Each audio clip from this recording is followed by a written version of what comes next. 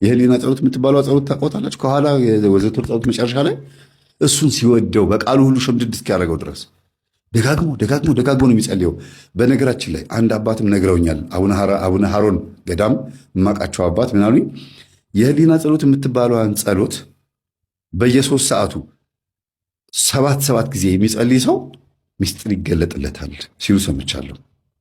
እኔም ጸልዬ የተገለጠልኝ ሚስጥር የለም። ግን ሚስጥር መላችሁ ይሄ ሌላ እንደዚህ ግን የምፈልገው ነገር ተሳክቶልኛል።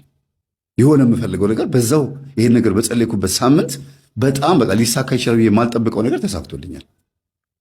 እና ሚስጥር ምናልባት ከሆነ ይሄ ነው ማለት ሚስጥር ይገለጥለታል ይላሉ። ሌላም አንዲት እህት ይሄን ነገር ነግሬያት መምህር እግዚአብሔር ይስጥህን ያለችኝ። አሁን የት መሰላችሁ ያለችው? ውጭ ሀገር ነች። ሀገሩን መናገር የሚያስፈልግም ውጭ ሀገር ናት።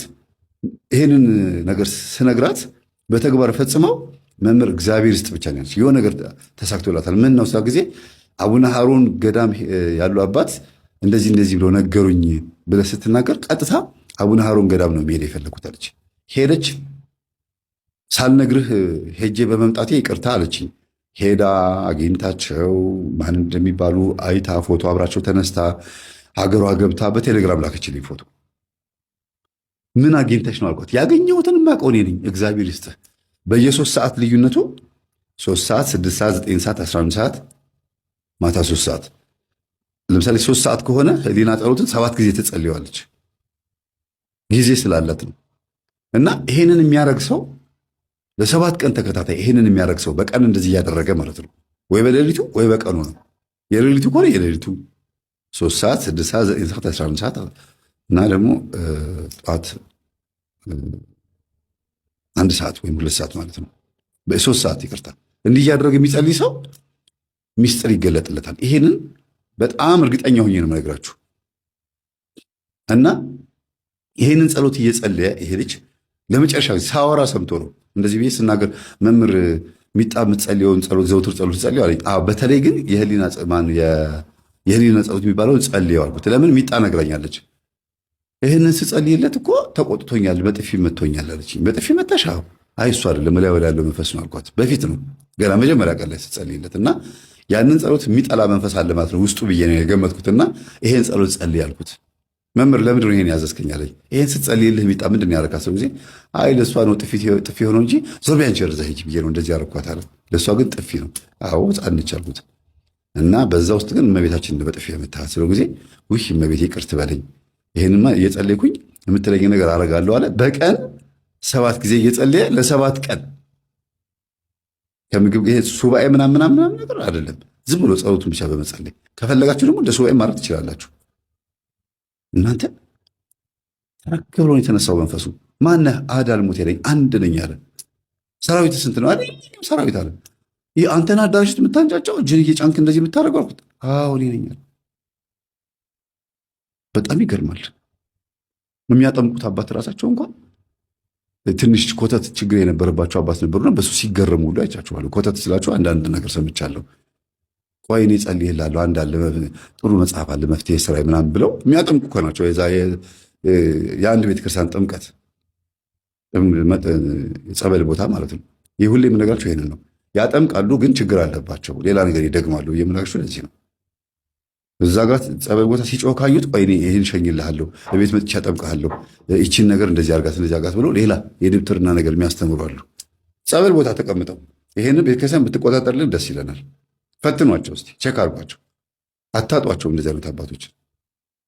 እና እኛ አባትም ተገርመው በጣም ተገርመው ጴንጤ ነበረ ፓስተር ነበረ ሲባል ሰምተው ማነህ ሲባል አዳልሞቴ ስንት ነህ ሲባል አንድ ነኝ፣ ግን ህዝቡን በሙሉ እንዳለ በከልኩት ሲል የነበረው ሰምተው ገርሟቸዋል። እና ምናልባት እንግዲህ እሳቸውም የሆነ ችግር ይኖርባቸው ይሆናል። ወደዚህ ስንመጣ ሚጣ ቆርባ ወደ ቤት ትግባ ተባለ እና ነጭ ልብስ ገዙላት፣ ነጭ ካልሲ፣ ነጭ ታይት፣ በቃ አማረባት። ካናቴራ ምናምን ደስ አላት። እግዚአብሔር ይስጥህ አመሰግናለሁ፣ አሳመርከኝ እኮ መልአክ አስመሰልከኝ እያለች ገዝተውላት ነጭ በነጭ ለብሳ አስቆርበዋት ወደ ቤት ገባች። እንደ ልዕልት ነው ያዩት። እማማ ራሳቸው በጣም ደስ ብሏቸው አልቆረቡም። እማማ ራሱ ገና ነው እኮ ገና ነው። ከዛ እሷ ቆርባ ከገባች በኋላ እማማ እመቤቴ እቺ ትንሽ ልጅ ማለት አንቺ ነሽ፣ በአታ ማለት አንቺ ነሽ። የ3 ዓመት ልጅ ሆነሻል ወደ ቤተ መቅደስ የገባሽው በቃ እቺ ልጅ ወደ ቤታችን ቆርባ ገብታለች። ሁሉም ቆራቢ እንዲሆን እፈልጋለሁ አሉ። ሁሉም ቆራቢ ሆኑላቸው። ሁሉም ከቆረቡ በኋላ እማማ ታመሙ። እሳቸውን ቆርቦ ማለት ነው። ሁሉም ቆረበ፣ ግን ታመሙ። ከባድ ህመም ታመሙና ተሰበሰበ። ለካ እየጸልዩ ያሉት ና አሁንም ቢሆን ልጆቼ እንዳታሰቃይ እኔው ላይ ና፣ ከእኔ ወደ ልጆች አሉ ሄድኩ መምህር ተስፋዬ እንዳለው ና ወደ እኔው ላይ ና እና እናውራሉት። ከዛ በህልም የት ነው ማድረዋሉ? ፕሮቴስታንት ቸርች ነው ማድረዋሉ። ለምን መና ብለውታላ። ከዛ የለመደውን ምናምን የነበረበትን ቦታ ያሳያቸዋል። በህልም አዳራሽ ላይ ሆነው እያሉ እንዳሮጊት እንዲህ ሲሉ ያሳያቸዋል። እና ሲዘምሩ ምን ሲሉ ማለት ነው። ከዛ በህልሜ እንደዚህ ያየው መምህር ምንድን ነው አሉ፣ ለልጃቸው ሳይነግሩ ማለት ነው። እንደዚህ ሊያደርገውት እንዳሰበ ነው። እንደዚህ ሊያደርገውት ነበር ያሰበው። አው ባዶ እግሬን ነበርኩኝ፣ ጫማ የለኝም አስታውሳለሁ ስመለከተው ህልሙ። እንደገና ደግሞ እንደዛው እያሸበሸብኩኝ እንደዛው ፕሮቴስታንት ቸርች ውስጥ እንትን እያልኩኝ መድረኩ ላይ ግን ልጅ አይደለም የሚታየኝ፣ የቆመ እንጨት ነው የሚታየኛል። የቆመ እንጨት እንደዚህ እንጨት እና ሌላ ነገር አይታየኝም። ህዝቡ ሁሉ ያብዳል፣ እኔም አብዳለሁ።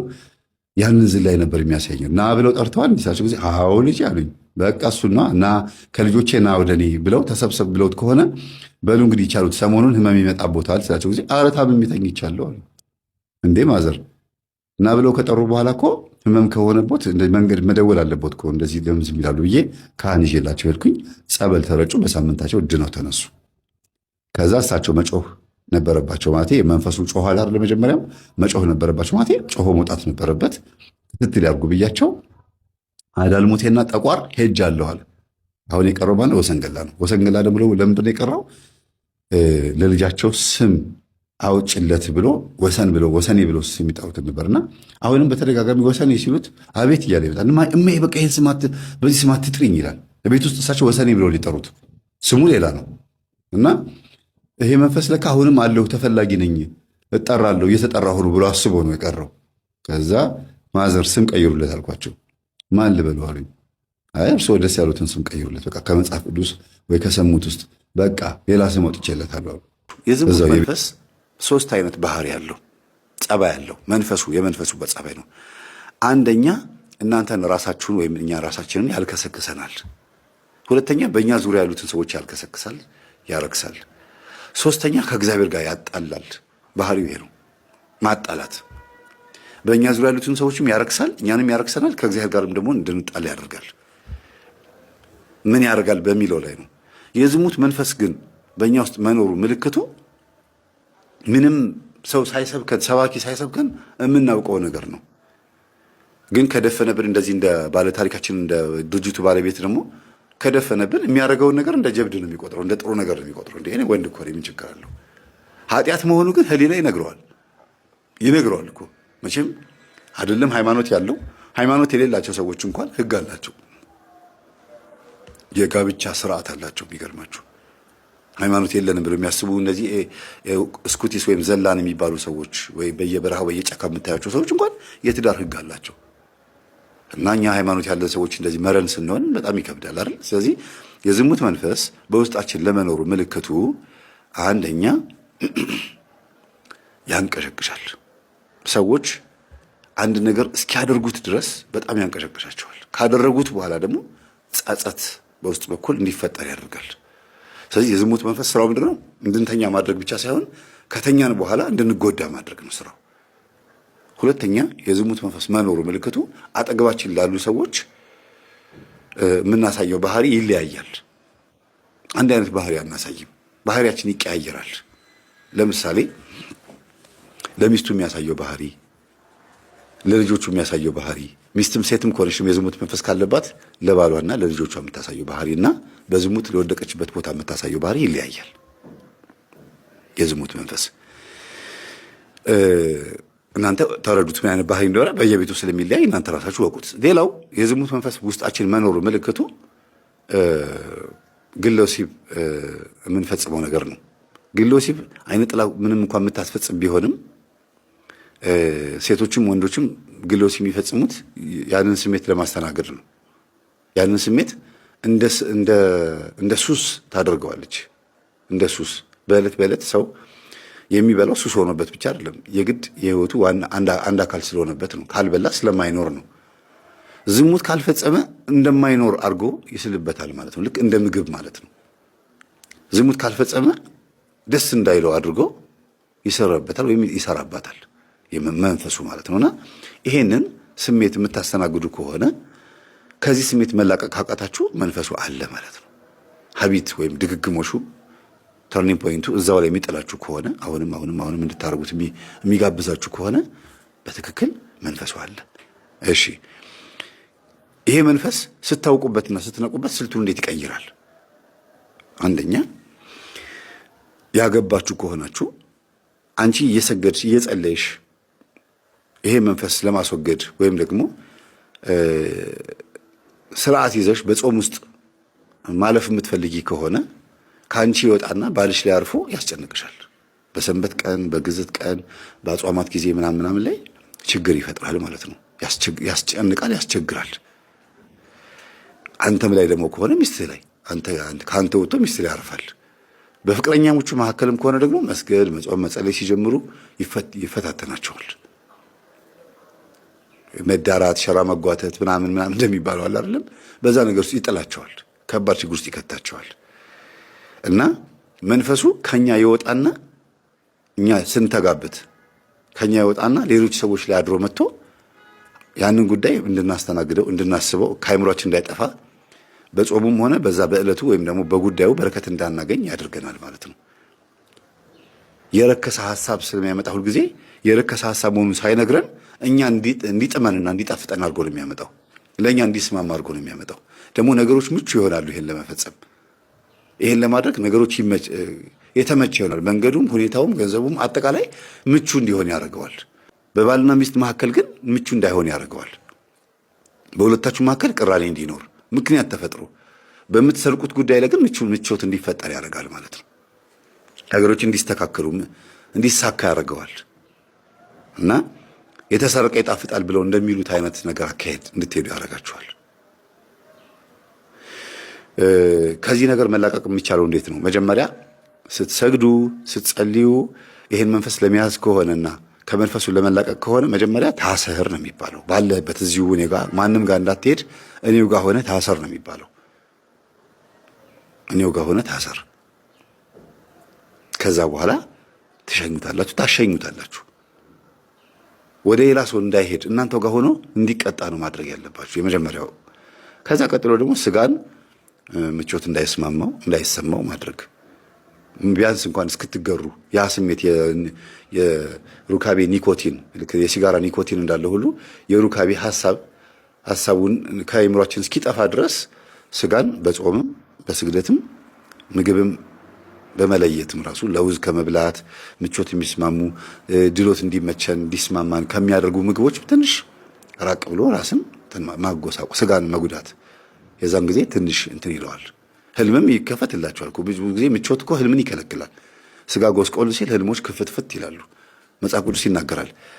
ስጋ ደካማ ነው፣ ነፍስ ግን ሁልጊዜ ንቁ ናት ይላል ማቴዎስ ወንጌል ላይ። ሁልጊዜ ነፍስ ብርቱ ናት፣ ሁልጊዜ የነቃች ናች። አትተኛም ነፍስ። ስጋ ነው የሚተኛው እና ስጋን ለተወሰነ ጊዜ ቅጣት መቅጣት ይበለኝ ማለት መቅጣት ነው። ዝም ብሎ አሁን ሁሉ ነገር ለውጥ እንዲመጣ አለመፈለግ፣ በልምምድ እንዳመጣችሁት ሁሉ በልምምድ ለመመለስ መሞከር። አስቡት፣ ይሄ ባለ ታሪካችን የ16 ዓመት ወጣት ልጅ እያለ ሩካቤን ሴክስን ለመለማመድ ሴተኛ ዳርጋ ሄዶ ነው አይደል ያልኳችሁ? ሴተኛ ዳርጋ ሄዶ አስተምሪኝ አላት፣ አስለምጂኝ አላት። ለመደ። ከለመደ በኋላስ ያንን መንፈስ አፍሶ መጣና ማራገፊያ ሆነ ለሁሉም። ሲያገባም ምንም ሲልም ሁሉም አሁን ልጆቹ ምንድናቸው ማለት ነው? ያ መንፈስ አለባቸው። ምክንያቱም ያንን መንፈስ ይዞ መጥቶ ነው ከሚስቱ ጋር የተኛው። እሷም ደግሞ ዘማዊ የሆነችውም በዚሁ መንፈስ ምክንያት ነው። እሱ ይዞ መጥቶ ከእሷ ጋር በመተኛቱ ምክንያት ነው። ስለ ጋብቻው እንዴት እንዳገባት መናገር ያልፈለኩት ስላልተፈቀደልኝ ነው እንጂ ብናገር በጣም ይጠቅም ነበረ። ግን አልፈቀደችልኝም፣ ለቤተሰቦቿ ስትል ማለት ነው። እሷ ላይ ግን የዝሙት መንፈስ የመጣባትና እሱ ቤት ስለማይመጣ እሷ ከእሷ ጋር አብሮ ስለማያድር ከብዙ ወንዶች ጋር እንድትሄድ ያደረጋት ግን የእሱ መንፈስ ነው። እንዴት እንደሚዛመታችሁ እንግዲህ እሷ ጋር ሄዶ እንደዚህ ካደረጋት ልጆቹ ጋር ስመጥተው ደግሞ ሲያድጉ እንደዛ የማያደርግበት ምክንያት ምን አለ? ለዚህ ነው ወንድምና ወንድም፣ ወንድምና እህት፣ እህትና እህት፣ እህትና ወንድም ሩካቤ የሚፈጽሙት በአባትና በእናት ችግር ምክንያት ነው ብለን የምንናገረው። ባዩት ቪዲዮ ብቻ አይደለም። ለዛ ቪዲዮ የጋበዛቸው መንፈስ ግን የቤተሰብ መንፈስ አለ፣ የዝሙት መንፈስ ማለት ነው። ለዝሙት መንፈስ ከሚዳርጉ ነገሮች ውስጥም ደግሞ ሌላ ሁለቱ ደግሞ ስንፈተ ወሲብ ተብሎ የሚወሰድ ቅጠላቅጠልና የአጋንንት አሰራርና መስተፋቅር የሚባሉት ናቸው። ላገባት ብሎ ሲጠይቃት ወይም ደግሞ ሲሞክር እምቢ ትለዋለች፣ ወይም ደግሞ የማይሳካ መስሎ ሲሰማው በመስተፋቅር ያገባታል። ከዛ ያ መስተፋቅር መንፈስ ደግሞ ሁለቱን በዝሙት ነው የሚያፋቅራቸው። በቃ የተፋቀሩት እኮ ልጅ ለመውለድ ቢሆንም ለመጋባት ቢሆንም ግን ዋናው ጉዳይ ትኩረቱ አይቷት ነው የወደዳት። አካሏን አይቶ ስለሆነ የዝሙት መንፈስ ነው መጀመሪያ በቡዳ መልክ የሚገባው። ግን ውስጥ ያለው ደግሞ እሷ ውስጥ ያለው አይነ ጥላ ደግሞ ይከላከላል። አታገባትም የኔ ነች ይለዋል። ከዛ ምን ያቀርባል? ስጦታ ያቀርባል። መተት ማለት ነው። መተት ይመጣና አይ ይጋቡ ልጆቹ ያንተ ናቸው ብሎ ያዝለታል። የሚወለዱት ልጆችን መልከፍ ትችላለህ ይባላል። እሺ ይላል። በመስተፋቅር ያገባታል። የሚወለዱት ልጆች የተለከፉ ይሆናሉ። በመናፍስት ስለሆነ የተጋቡት በመናፍስት ያድጋሉ ማለት ነው። ሆረር ፊልም ይመቻቸዋል። ግለ ወሲብ ይፈጽማሉ። ከጎረቤት ጋር በልጅነታቸው ድንግልናቸውን ያጣሉ። በጣም ብዙ ችግር ይፈጠራል በልጆቻቸው ላይ ማለት ነው። የማይታዘዙ ልጆች ነው፣ አደገኛ ልጆች ይሆናሉ። መቆጣጠር ያቅተዋል። አባትም እናትም ከቁጥጥር ውጭ በላይ ነው የሚሆኑት። እና የዝሙት መንፈስ በመስተፋቅር ምክንያትም ሊገባ ይችላል። በስንፈተ ወሲብም ያው እኔ ከሚስት ጋር ጥሩ ሩካቤ መፈጸም አልቻልኩም ብሎ አይደለም ስንፈተ ወሲብ ድግምት የሚያስደግመውና ይሄንን አኝከህ ይሄንን መጠህ ይሄን እንደዚህ አድርገህ ይሄን አስረህ እዚህ ጋር እንደዚህ አድርገህ ተገናኛት እያለ ደብተራ ሲሰጠው እሺ ብሎ ይገባል። ከዛስ በምን ብርታት ነው ከሚስቱ ጋር የሚተኛው? በመናፍስት። ከዛ ምን ያደርገዋል? ዘማዊ ያደርገዋል። አንዱ አልነገርኳችሁም ከዚህ በፊት ባለቤቴ ደካማ ስለሆነ እኔ ደግሞ ሩካቤ ስለምወድ አለች። በቃ እንዴ ያስፈልገኛል ብላ ሄዳ ጓደኛዋ ስታማክራት ስንፈተ ወሲብ አሰሪ ያለቻት፣ እሺ ብላ አሰራች። ከዛስ ባሏ ጎበዝ ሆነ አልጋ ላይ እሷ እንደምትፈልገው። ግን ጨዋ የነበረው ከቤት መስሪያ ቤት ከመስሪያ ቤት የቤት በጨዋነት ይመላለስ የነበረው ባሏን ዘማዊ ያደረገችው። ከእሷ ውጪ ሴተኛ አደረጋ። ሄዶ መተኛት ጀመረ። አምሽቶ መምጣት ጀመረ። ጭራሽ ሴት አቅፎባት መጣ። ሴት አቅፎባት መጣ። ሰክሮ እየተንገዳገደ ትዳር አለ እንዴ ብላለች ሴተኛ አዳሪው ራሷ። እና ጉዶንኩኝ ብላ ነው የደወለችው። እኔ ጋር አቅርቤላችኋለሁ ገጠመኝ። እንዲህ አይነት ነገር ውስጥ ይከታል። ዘማዊ ያደርጋል ማለት ነው። ለጸብቅ ብዬ ባዝላ ተንጠልጥላ ቀረች ብሎ እንደሚተርቱት አይነት ነገር ነው የሚሆነው። ለራሴ ለጥቅሜ ብዬ ወይም ደግሞ ለትዳራችን ብዬ ደስ እንዲለን ብዬ አድርጌ ጥበብ ነው ብሎ ስለሚያታሏቸው እኮ ነው። ጥበብ ነው ይሄ እኮ ችግር የለውም ይላሉ። አንዳንዶቹ ደግሞ በጣም ሲነቃባቸው ደብተራዎቹ አጋንንት እኮ ይታዘዛል፣ በእግዚአብሔር ኃይል አዝነው ስራ እንዲሰራ ማዘዝ ይቻላል ነው። እንኳን አዘኸው ሳትፈልገው እንኳን መጥቶ እንደ ልክስክስ ውሻ አንተን ገነት ሲኦል ለማስገባት የሚፍጨረጨር መንፈስ ነው አዘኸው እሺ የሚለው። በጣም የሚገርም ነው። እና ይሄ ነው። ሌላው የዝሙት መንፈስ በቡዳ መልክ ይገባል። በቡዳ መልክ ይገባል። ጎረምሶች፣ ወጣቶች እናታቸው ጨሌ የምታመልክ ወይም ቡና የምትካድም ወይም ደግሞ ከራማ የምታመልክ ብዙ ነገሮች የምታደርግ ልትሆን ትችላለች። ፈጫሳ የምታደርግ ፈረቀሳ የምትሄድ እዛም ሄዳ ዛፍ ቅቤ የምትቀባ ወይም ደግሞ ደብተራ ጋር የምትልከሰከስ ልትሆን ትችላለች። ከእንደዚህ አይነት ቤተሰብ የተወለደ ልጅ ያው መንፈስ ስላለበት ላዩ ላይ ድድ ማስጫ ድንጋይ ቦታ ላይ ተቀምጦ ምናምን ሲወጭ ወላጆቹን ሴቶችን ያህል ከዛ አይን ውስጥ የገባችውን ሴት ሄዶ እንደምንም ብልጇን ጎትቶ ያናግራታል። ያው ምላሱን ይዘረጋና በዛ እትትህ ይላታል። እሺ ትላለች። አንዴ ከነካት በኋላ የዝሙት መንፈስ ገባ ማለት ነው። ከርቀት ራሱ ሲስቱ እንዴት ነው ያምራል፣ አሪፍ ነው፣ ምንድን ነው መቼ ነው ሰላም ሻይ ቡና እንበል ይላል። ገብቷል የቡዳ መንፈስ። እሷ ደግሞ መለከፏ ደስ ይላታል ትላለች።